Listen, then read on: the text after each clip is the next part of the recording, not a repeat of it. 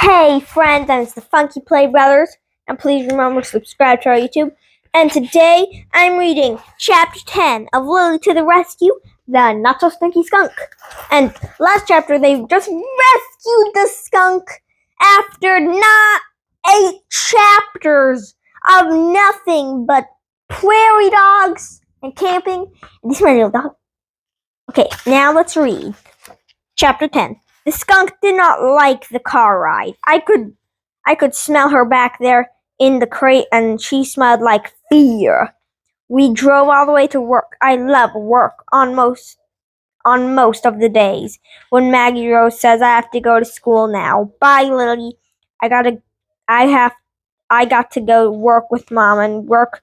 There are lots of other animals, dogs and cats and kittens and puppies. Once a crow came to stay with us. His name was Casey, and he became one of my best friends. Another friend is an old dog named Brewster, who is probably the best nap taker I have ever met. I wondered what games I would play with my new friend, the skunk. So far, she had only seemed resting and sniff my butt. Dad carried the skunk into work and put the crate down on the floor. Then he and Mom talked a while, and Maggie Rose and I listened carefully to see and any treats were mentioned. Mom put on a pair of heavy gloves and kneeled down to open up the skunk's crate. She reached him and wrapped the skunk in a piece of thick, tough cloth. I wondered why both Mom and Dad seemed to think it was a good idea to play a game called Wrap the Skunk. The skunk squirmed and tried to bite. I could smell that she was very frightened. She's a young one, Mom remarked. Maggie Rose and I waited until Mom looked at the skunk very carefully. I think you are exactly right, Mom said to Dad with a sigh. Very gently, she put the skunk back into her crate and pulled away the sheet. She has no scent glands, as far as I can tell. She was born that way. She can't spray, Dad asked. Mom shook her head. She's a stinkless skunk. Dad's shoulders slumped. That means she had no defense at all. There's no way she can survive in the wild. Maggie Rose took me near the skunk's crate. She set me down. Go on, Lily, she whispered to me. Do your job. Make her feel better. I put my nose to the crate and sniffed the skunk, stayed far back in a corner, and did not come to touch noses with me. This was bad. The skunk was very afraid. Dad started talking to his phone, and Mom went to a desk to look at some papers. Humans like looking at papers. I do not know why. They don't smell or taste interesting at all. Maggie Rose went to the back door and opened it, and wonderful scents drifted in on the warm air. My girl raised her face to the sun and closed her eyes and smiled. There was a rustle of wings in the air, and something flew in through the open door and landed on top of my head.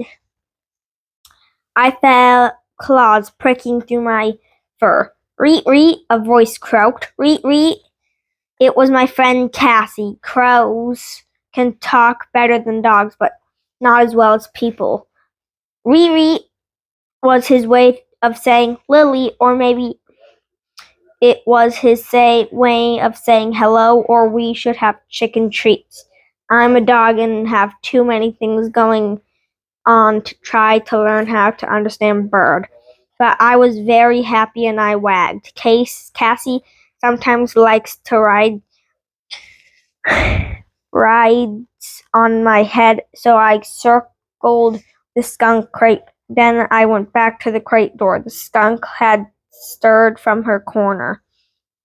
She had come over to the door and was crouched down low to see what was happening. Probably she had never seen a crow ride on a dog's head before. A lot of people and animals too are interested when Cassie and I do this. I sat down. Cassie stayed on my head. He leaned forward a bit to peer at the skunk. The skunk peered back. I hoped the skunk was starting to understand that living at work would be fun. She would get to play with Cassie. She would get to play with me. She would get to nap with Brewster. Look, Mom, Maggie Rose said softly. Lily's doing her job, and Cassie's helping. You're right, Mom said, just as softly as I've never seen a wild animal calm down so quickly. Sometimes when animals are frightened, seeing something completely unexpected takes their mind off what's scaring them. Like a bird on a dog's head. Mom picked up the skunk and I followed her as she took the little crate inside a kennel. Kennels have a cement floor, a bed to lie on, and dishes full of food.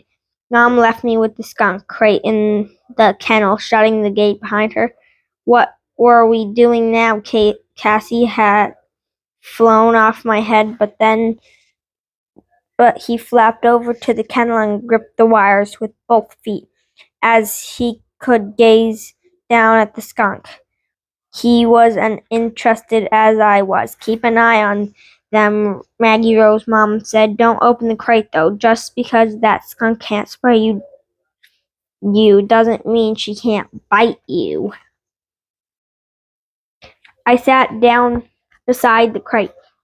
Being inside the kennel made me remember my early days when I had lived in a kennel like this with my mother and my 3 brothers. That was before I went home to live with Maggie Rose. I guess that the skunk would do the same thing. She would live here in the kennel for a while and then she'd go home with us.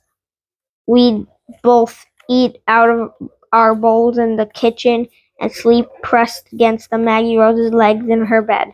Stinkerbell, Maggie Rose said to Dad later. I'm going to name this skunk Stinkerbell. That's a good name, Daddy said. Dad said with a smile. If Stinkerbell can't live in the wild, what are we going to do with her? I don't know, Maggie Rose. I just don't know. That was the end of chapter 10, The Not So Stinky Skunk. Well, now the skunk has a name. It's Stinkerbell. So that chapter was really good, with Lily looking like my dog, which is adorable. And I also like how it has like a realistic version of her, Lily and the skunk. And I just love this book already. So, friends, thanks for watching. Like, comment, subscribe, hit the notification bell. Follow us on Twitter at the Funky Playbros. Follow us on Instagram and TikTok at the Funky Playbrothers. Support our vlog at cashapp at $ Funky Playbrothers so you have more unboxings, more taste tests, more monies, and for support. Tune in next week for chapter 11.